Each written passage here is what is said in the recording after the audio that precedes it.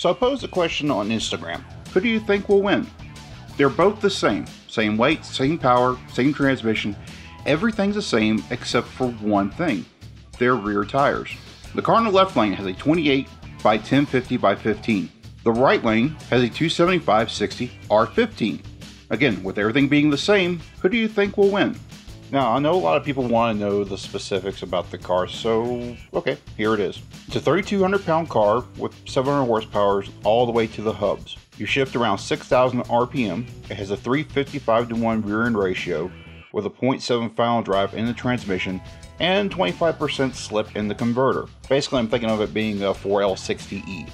So let's talk about some of the numbers here. Let's start with that metric sizing, the 275/60 R15.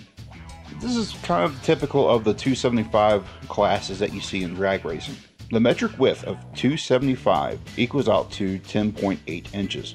You multiply it by that 60% profile and multiply it by 2, you get 12.96 inches for a total sidewall height. And then you add the 15, and it becomes 27.96 inches for your total tire height.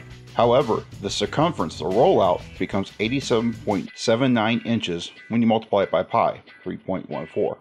For the 20 by 10.5 by 15, we kind of already know what that height is. So the circumference of that 28, it's 87.92 inches. This means both tires in rollout are pretty close. It's not much of a difference at all, but the difference is rather telling. At the first 60 feet, the 275 tire will roll 8.2 revolutions to reach 60 feet. The 28-inch tire, on the other hand, will roll 8.19 revolutions. Again, not very drastic in difference here. But when you get to the 8th mile, you start seeing where the advantage begins. The 28-inch tall tire will roll 90.10 revolutions at the 8th mile. The 275 tire, on the other hand, will roll 90.22 revolutions. By the time you reach the end of the quarter mile, the 28-inch tire will roll 180.16 revolutions. The 275, 180.43 revolutions to the quarter mile. Now, again, this is going by absolute tire sizes. This isn't the real world. And just to give you an idea, again, Mickey Thompson had tagged us and what got us thinking on all this. Here are the actual measurements of those similar tires. The street radial, the 275 tire, is the Mickey Thompson ET Street R radial. It weighs 30 pounds. It's 28.2 inches in outer diameter, which gives it an 88.6 inch roll or circumference. It takes 8.13 revolutions to reach 60 feet, 89.4 revolutions to reach the 8th mile, and 178.8 revolutions to reach the quarter mile. For the 28-inch tire is the Mickey Thompson Pro Bracket Radial. It weighs 29 pounds, it's 28 inches in its outer diameter, it has an 88.1 circumference. So the numbers I had for the 28, 10, 50, 15 are going to be very close, so we'll stick with that.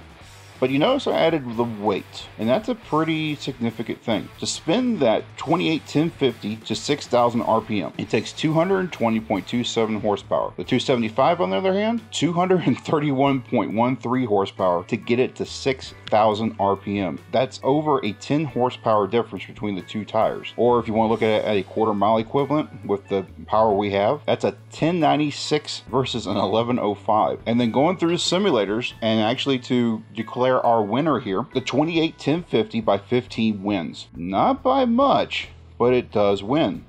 The idea is that drag racing is a time over distance race. It's not a top speed race. If we were going for pure top speed, the right lane would have won. It would actually achieve a higher top speed. However, because we're trying to accelerate as fast as we can and get down the quarter mile as fast as we can, the car in the left lane with the smaller rollout would win. The reason the smaller tire would win is because it acts like a smaller gear. Remember, both cars have a 355 rear end gear and a 0.7 final drive. But if you have a smaller tire, you've decreased that gear ratio that much further. So by being able to use a smaller tire, the driver in the left lane was able to win because he was able to accelerate faster than the right lane. And you heard the horsepower difference, so if you add that to the equation, again, the 28 1050 15 would win. Again, this is all theory.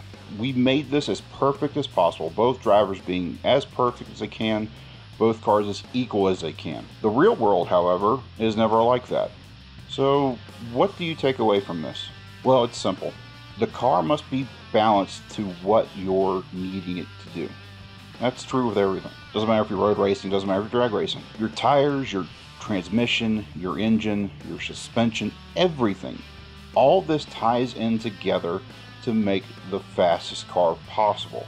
It doesn't matter what you're doing. So while in theory, the 28 1050 15 would win, it's always possible for the 275 to take it. Just depends on the driver and the car and the conditions and everything else. And that's the problem with theory. Until you're able to test it in real world, that's all it is. It's theory. So I want to thank you guys for once again listening to something as nerdy as this. And remember, this is all theory. It's not real world. And if you're interested in hearing more stuff like this, be sure to help us out by donating to our Patreon.